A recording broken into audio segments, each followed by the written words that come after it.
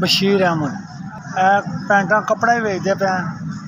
ਇਹ ਲੰਡੇ ਦੀਆਂ ਪੈਂਟਾਂ ਕਿਸੇ ਦਾ ਮਾਲ ਕਮਿਸ਼ਨ ਤੇ ਵੇਚ ਰਹੇ ਆਂਗੇ।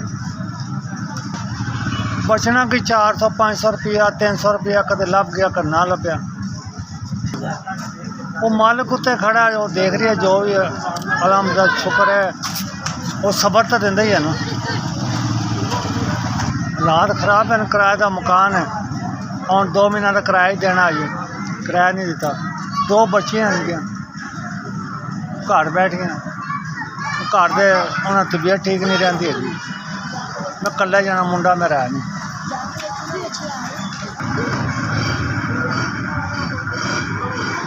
पुत्र मेरे है को नहीं, 2 धियां हैं घर से बीमार रहते हैं। हालात तुम देखते पे जो भी है, बुढ़े बारे में धिक्के खा रहा हाँ, बच्चों की रोटी पूरी करने लगे।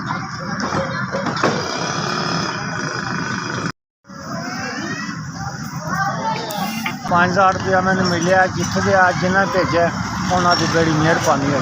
अल्लाह पाक उन्होंने तंदुरुस्ती दे, सेहत। अल्लाह पाक उन्होंने बच्चों सलामत रखे। मेरे गरीब की मदद की 5000 रुपये। SVS बहुत शुक्रिया।